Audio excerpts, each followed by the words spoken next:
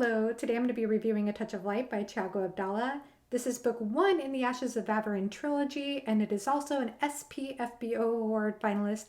That's the Self-Published Boggoff Award, or SPFBO Award as I've heard it called. And there is also a prequel novella, which I have not read. It was published, I believe, after book 1.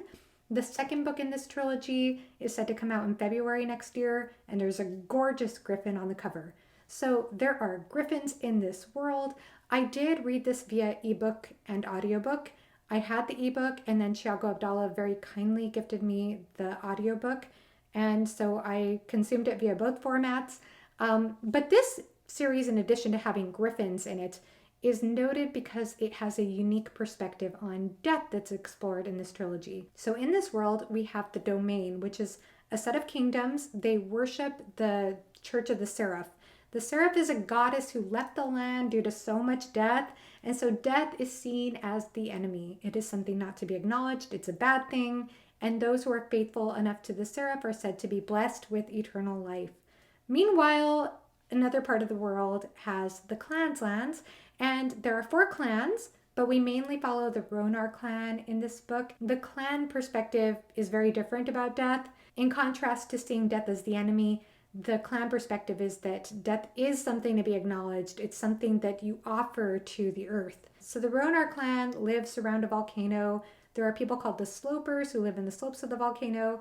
And if they go through what's called a proving ceremony, they can be inducted into the Ronar clan. And so you're not inducted as of birth. You have to go through this proving ceremony.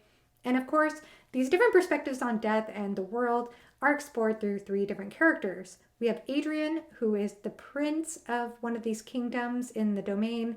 And in the beginning, he's trying to figure out what happened to his brother, how his brother died, what's going on with his father. His father won't answer questions for him. There's a lot going on in his storyline. We also have a character named Lynn, and Lynn is a sentinel. She's noted as a rogue warrior who's trying to escape her past, and she has the ability to bond with a griffin. So we get griffins through her storyline.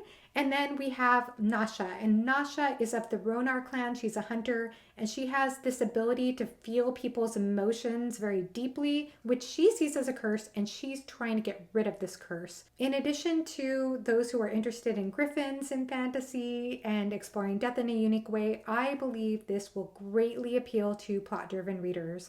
There is such meticulous planning with the plot. I found there were interesting things, like there was a recurring thing that happened in 2 character perspectives in which they were seeing a certain thing, I won't say what, and it seemed kind of passed through in the text, and then by the end of the story I thought, what is that thing? So I feel like Thiago Abdalla is excellent at plotting little details like that, and then also setting things up and creating great reveals by the end of the story. So again, if you're really into an interesting plot, you got to check this out. Another thing I enjoyed in this story was, in addition to death being explored in a unique way with different perspectives and cultural perspectives, there's also ways in which themes are explored with these 3 different characters that are related but different. So what I mean is you get questions regarding faith in oneself versus faith in one's religion or faith in one's culture. And you see how that plays out for these 3 different characters in 3 different ways. And I loved the way it wasn't cookie cutter. So faith in oneself might be a good thing for one character, for example. It might lead to empowerment. It might lead to following one's intuition. Whereas faith in oneself for another character might be total hubris, and it might lead to terrible mistakes or consequences. Or maybe even if it was a good thing, it wouldn't necessarily lead to good positive consequences. So I really enjoyed that. I like that it was left a little complicated in that regard. You also see how proving oneself was a theme. I already mentioned the proving ceremony, but you also see how that plays out with different characters as well. So I enjoyed that. I enjoyed the various perspectives on themes and the different questions explored. Now, as for the reading experience, I did have some challenges with this book. I did struggle to get into this book for the first half, and that is for a couple of different reasons. One is because I believe Thiago Abdalla is trying to answer what a lot of modern fantasy readers want these days, which is not a lot of exposition, not a lot of info dumping, seeing the world through the character's perspective, so you're limited to only knowing what they know. And as a result of that, It takes a while to orient in this story, I think, and understand everything that's going on. I think the character motivations and what their missions were was very clear at the beginning. I just had a hard time investing in the characters. And I think that the reason for that also is that, yes, there is something to be said about understanding a character when a character is tested, when their life is on the line, when everything's at stake.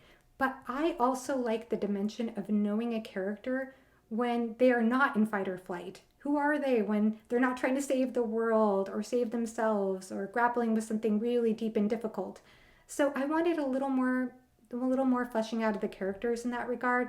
But I did eventually become interested in characters, especially, and this is an unpopular opinion, I especially loved Adrian's storyline. I just love what happened in that character storyline, especially by the end.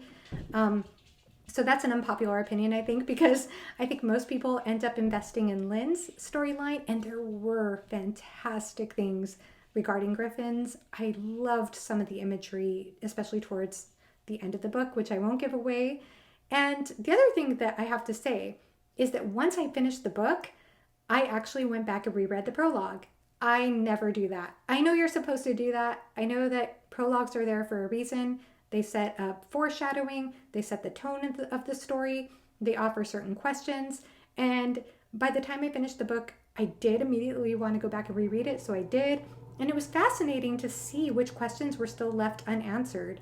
And so I really enjoyed that. And I think, again, this will highly appeal to people who are interested in an interesting, complex plot for that reason. And I am team prologue, by the way. I love a good prologue. And I think that Thiago Abdalla did a fantastic job with this one. So that is all for now. I see tremendous potential in this book.